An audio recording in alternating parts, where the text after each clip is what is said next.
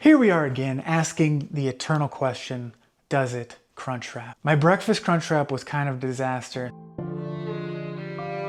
So I figured I should do something a little more straightforward, a little easier, and we're gonna ask, does it crunch wrap taco pizza? So, of course, I hit up one of my favorite local pizza joints, Coconut Kenny's, and I just had one special request with my order. Yeah, you got a large beef taco, not cut? Yeah, not cut. Cool. He said it's uncut. Uncut! Pizza must be European. This isn't does it taco pizza, this is does it crunch wrap. So we're about to harvest all these toppings and jam them into a crunch wrap and see if that works out. It comes with 8 Heinz hot taco sauce packs, pretty much giving us a goal already. Can we make 8 crunch wraps out of this? Boom, here she is. Toppings all the way to the edge, deep dish, pan crust. Now, what do we start with? I think we're gonna have to rake off some of these Doritos and maybe some tomatoes. We can pull the tomatoes off. Yeah, let's just do this. We're pulling tomatoes right off of this.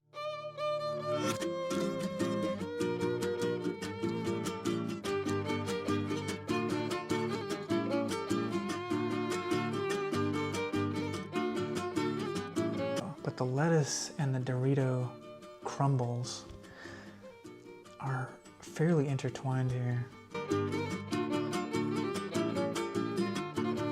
We'll move everything to the center. Ooh, look at that.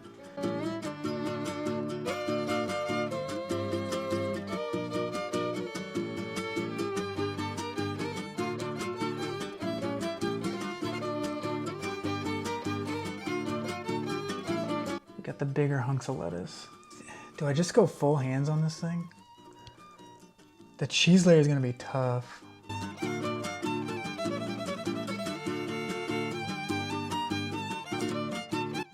Gotta disconnect the cheese from the edge.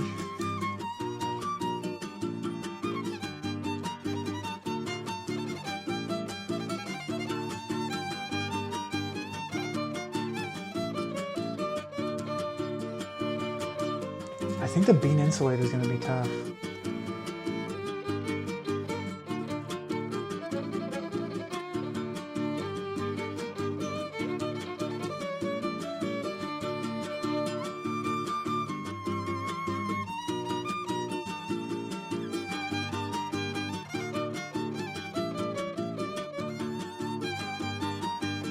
This is silver lining right here. The bean and cheese is so entwined that we can just take the combination of the two and that will become just the full bean insulator. But the beef is also in there too. I should have gotten chicken. Chicken would have been easier to separate. I was not prepared for this at all.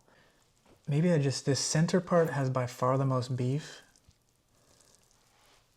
And I have extracted enough insulator that I think this is gonna be the interior, this part right here. So we got the insides, we got the bean insulator with the cheese combo sealant, the A&B epoxy JB Weld. Now we're bringing out the secret tech. I couldn't find a cookie cutter that I thought would work for this. Who needs a cookie cutter when you got a cookie jar lid? We gotta make some tostadas. So we're gonna start by trying to punch out crust. Ooh, all right.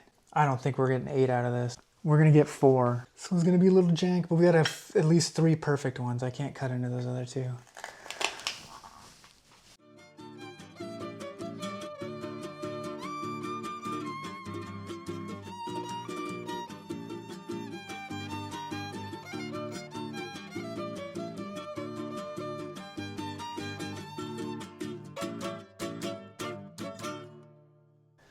Now the question is, do I bake these again? Oh, look at that. Look at that beautiful bake on that. That's nice. How am I gonna keep that? How am I gonna maintain that while also making it slightly crispier for the tostada? The beauty of the crunch wrap is that they work as leftovers. So this is all gonna have to go to into the fridge for at least 24 hours. Do you want the one that's burnt on the top or the one that's burnt on the bottom? Oh, they smell like pizza.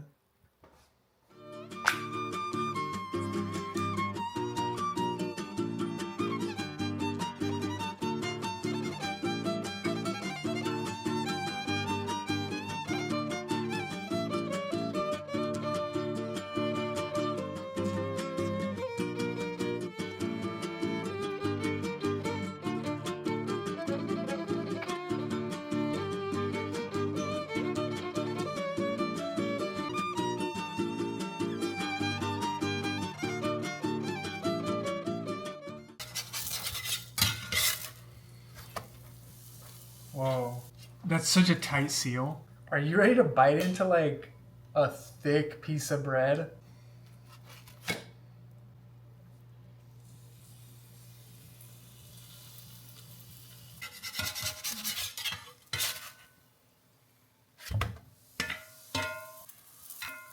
Looking pretty fine.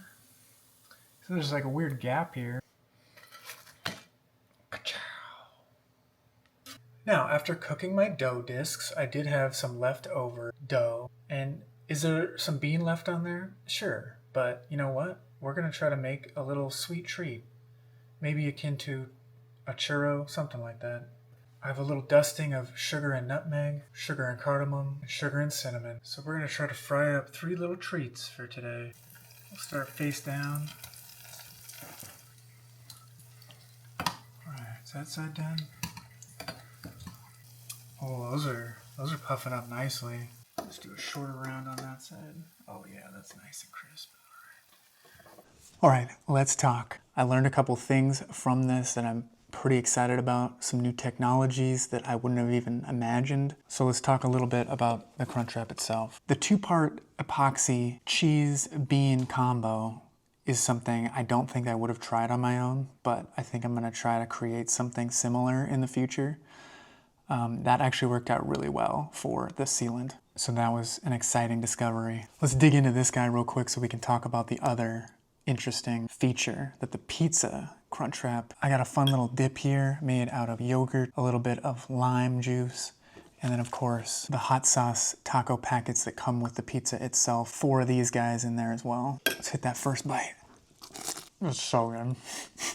It's ridiculous. So while this crust is pretty thick, that's how they do it, that's by design, it's a deep dish kind of pizza. It is super interesting because it creates so much structure inside. It makes me want to create some sort of pizza dough myself, maybe rolled thin, bake it, and try to create sort of a bready interior, replacing the tostada.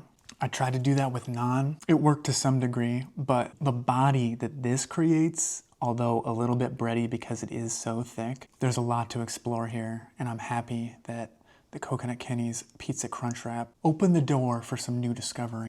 So you get all the goodness, and you get this big bready bite, which texture-wise is really nice. After I punched out the discs, I had a little random dough left over, so cut those. I forget which is which. Let's see if I can guess. All right, number 1. I think this was the nutmeg. Dang, I can't tell which one that is. All right, we'll try the last one. That's the cinnamon. Okay, so that must have been the cardamom and sugar. Not a fan of these. I think it's probably my fault though. I don't fry a lot of dough. I don't think I kept the oil at the right temperature. I was dipping into the 250s, and I think you need to have 350 plus for it to really, it got kind of soggy. I'm not a fried dough master. I don't claim to be. So these are kind of messed up, but I think that was probably on me. They're still pretty good though. This is a pretty fun lunch. I had a lot of fun doing this. I'm happy it turned out honestly better than I expected. Until next time, Coconut Kenny's Taco Pizza, do it Crunchwrap? Yes, it do. Damn.